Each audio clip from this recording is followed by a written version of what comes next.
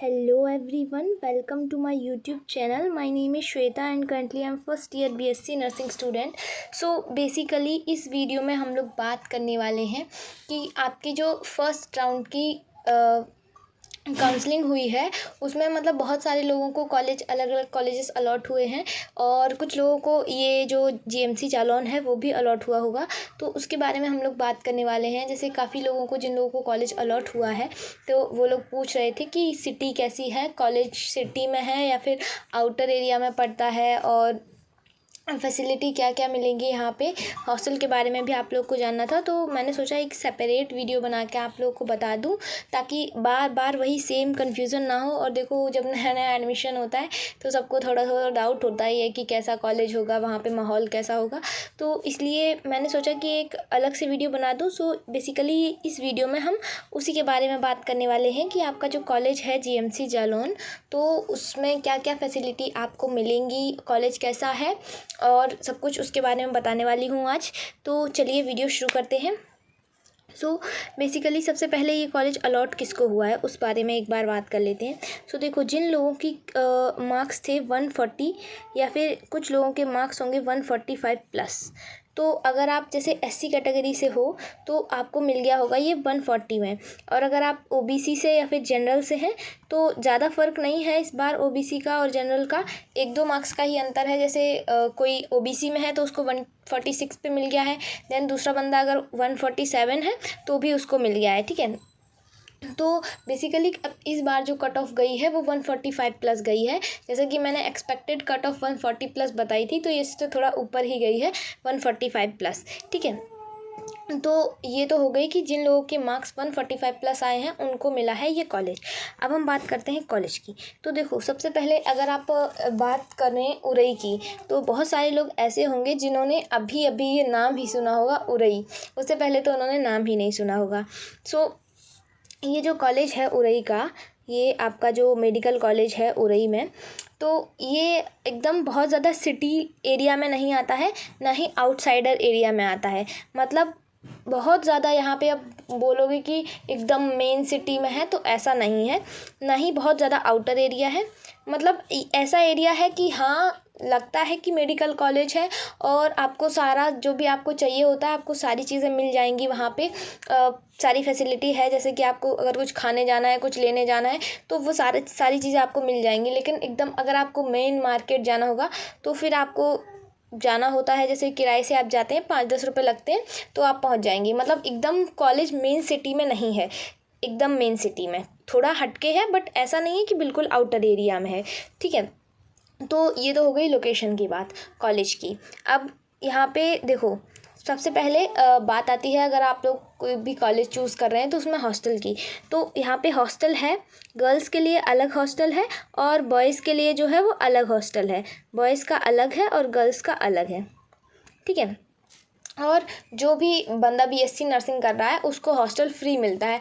ऐसा नहीं है कि आपको हॉस्टल के लिए अलग से फ़ीस पे करनी पड़े। तो बहुत सारे लोग पूछ रहे थे कि क्या बाहर रह सकते हैं, हॉस्टल में रहना ज़रूरी है। तो देखो हॉस्टल मिल रहा है आपको फ्री। अब आपकी मर्ज़ी है आप फ्री में हॉस्टल में रहो या फिर बाहर रेंट दे के रहो, ठीक है। वो आपके ऊपर डिपेंड करता है कि आपको कैसे रहना है, बट हॉस्टल आपको फ्री मिलता है। तो मैं तो सजेस्ट करूँगी कि हॉस्टल में रहो, जब उसका कोई रेंट नहीं लग रहा आपसे, आपको कोई पे नहीं करना पड़ रहा, ठीक है। देन बात आती है आपकी मेस की। तो देखो मेस भी यहाँ पे है और मेस भी अलग अलग है। बॉयज़ का अलग मेस है और जो गर्ल्स हैं उनका अलग मेस है। और मेस का चार्ज लगता है आपसे 3500 रुपये पर मंथ, ठीक है। पर मंथ बता रही हूँ 3500 रुपये, यानी कि 3500, ठीक है। और ये जो है आप ऐसा नहीं है कि आप अगर चाहें तो मेस छोड़ सकते हैं।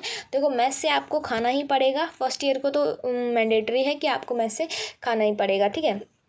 तो मेस अगर आप हॉस्टल में रह रहे हैं तो आप मेस नहीं छोड़ सकते, मेस में आपको खाना ही पड़ेगा, ठीक है। दूसरी बात, मेस में खाना खाने के लिए आपको जो यूटेंसिल्स होते हैं वो आपको घर से लाने पड़ेंगे, बर्तन वगैरह, क्योंकि यहाँ पे मिलते नहीं हैं। आपको खुद से अपने बर्तन लेके जाना होता है मेस में खाने के लिए। और पहले क्या था कि यहाँ पे पहले इतनी अच्छी व्यवस्था नहीं थी, बट अभी क्या है मेस में सीट्स अरेंज हो गई हैं। तो अभी ये हो जाएगा, शायद आप लोग जब तक आएंगे तब तक ये चालू भी हो जाएगा कि आप मेस में बैठ के खाना खा सकते हैं। पहले क्या करते थे हम लोग, खाना लेके आते थे और अपने रूम पे खाते थे, ठीक है। तो मेस भी हो गया आपका।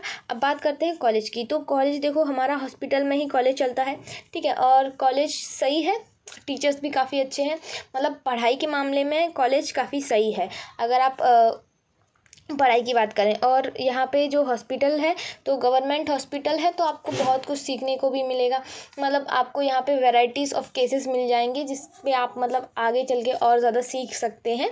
तो गवर्नमेंट कॉलेज है तो सीखने के मामले में काफ़ी अच्छा है, ठीक है। और अगर मैं जीएमसी जालौन को छोड़ के अगर दूसरे कॉलेज की बात करूं, जैसे कि मान लो मुझे जो एग्जैक्ट पता है अयोध्या का कॉलेज, वहाँ पे क्या है कि बॉयज़ के लिए हॉस्टल नहीं है, गर्ल्स का जो हॉस्टल है वो भी बहुत छोटा है, तो वहाँ पे एक रूम में 4 लड़कियाँ रहती हैं जितना मैंने सुना है, ठीक है। बाकी जिसको अलॉट हुआ है वो वहाँ पर वीडियो वगैरह देख सकता है, इतना मुझे पता है तो मैं बता रही हूँ। तो उसके कंपेरिज़न में ये कॉलेज बहुत अच्छा है। और उसके ही क्या, जो भी नए कॉलेजेस अभी ओपन हुए हैं, जैसे कि आपका बांदा का कॉलेज हो गया, बस्ती का कॉलेज हो गया, बहराइच का कॉलेज हो गया, आजमगढ़ का कॉलेज है, तो उन कॉलेजेस के कंपैरिजन में ये आपका जो जीएमसी जालौन है ये काफ़ी बेटर है। कुछ लोग पूछ रहे थे कि एडमिशन लें या ना लें, मतलब कन्फ्यूज़न है कि उन्हें अच्छा रिव्यू नहीं मिला है इस कॉलेज के बारे में। तो देखो, कॉलेज काफ़ी सही है, मेस, हॉस्टल, यहाँ पे क्लिनिकल फैसिलिटी सब कुछ बहुत सही है। और पहले क्या था कि हम यहाँ पे जो सेंट्रल लाइब्रेरी बनी है तो वहाँ पे हम लोग नहीं जाते थे, तो अभी हमारी जो बीएससी नर्सिंग के लिए एक अलग से सेपरेट लाइब्रेरी बन गई है, तो वहाँ पे भी आप कार्ड वगैरह इशू करा के पढ़ सकते हैं, ठीक है। तो ये सारी फैसिलिटी अभी यहाँ पे जो नई नई हुई है, पिछली साल ये सारी फैसिलिटी नहीं थी। जैसे कि मेस का मैंने बता दिया, अभी ये जो हुआ है, पहले क्या था जब हम लोग आए थे तो गर्ल्स और बॉयज़ की एक ही मेस थी, अभी उनकी सेपरेट मेस हो गई है और लाइब्रेरी बन गई है और मेस में सीट्स पड़ गई हैं। तो ये 3 चीज़ें नई हुई हैं, बाकी कॉलेज भी पहले से काफ़ी बेटर हो गया है। अगर आप अभी भी कन्फ्यूज़न कि आपको एडमिशन लेना चाहिए या नहीं लेना चाहिए, तो देखो मेरे अकॉर्डिंग मैं भी इसी कॉलेज में पढ़ती हूँ और मेरे अकॉर्डिंग तो कॉलेज जो है वो काफ़ी सही है। बाकी पूरा मैंने आपको बता दिया है, अब आप देख लो, अगर आपको सही लग रहा है तो आप एडमिशन लो, अदरवाइज़ आपकी इच्छा, ठीक है। तो कॉलेज के बारे में सब कुछ बता दिया है। और यहाँ पे जो एलटीज़ बने हुए हैं वो भी काफ़ी अच्छे हैं, एकेडमिक ब्लॉक भी बहुत अच्छा बना है, मतलब बाहर से भी देखने में सही लगता है, अंदर से भी काफ़ी बड़ा है। और जो ऑडिटोरियम है वो भी बहुत अच्छा बना हुआ है यहाँ पे। और ऑडिटोरियम के अलावा हॉस्टल में मतलब रूम्स भी काफ़ी सही हैं, हॉस्टल भी काफ़ी सही है। तो अगर आप लोगों को हॉस्टल टूर का वीडियो देखना है या फिर आपको रूम टूर का वीडियो देखना है, तो वो सारे वीडियोस ये जो मैंने अभी बताया है, एलटी का, एकेडमिक ब्लॉक का, ऑडिटोरियम का, हॉस्टल टूर, रूम टूर, ये सारे वीडियोस की लिंक मैं इस वीडियो के डिस्क्रिप्शन में दे दूँगी। तो अगर आप लोग इंटरेस्टेड हैं, अगर आप लोग को देखना है तो आप लोग जाके देख सकते हैं। बाकी आई थिंक मैंने सब कुछ बता दिया है। अगर आप लोगों को कोई और भी चीज़ अभी लग रही है जो मुझसे छूट गई है तो आप लोग कमेंट कर सकते हैं, देन मैं आंसर दे दूँगी, ठीक है। और दूसरी बात, जिन लोगों का भी इस बार नहीं हो पा रहा है, मान लो जैसे किसी के 120 से बिलो मार्क्स आ रहे हैं, 120 से बिलो मार्क्स आ रहे हैं, तो वो लोग क्या कर सकते हैं, अगर आप लोगों को दोबारा से प्रिपरेशन करनी है तो आपकी इच्छा है। बाकी बहुत सारे फॉर्म्स निकले हैं अभी, जैसे कि एएनएम का फॉर्म निकला है, जीएनएम का फॉर्म निकला है, डी फार्मेसी का फॉर्म निकला है, बी का भी निकला है, बी फार्मा का, आरयूएचएस बीएससी नर्सिंग का निकला है, आरयूएचएस पैरामेडिकल का निकला है। तो ये सारे फॉर्म्स को आप फिल कर सकते हैं।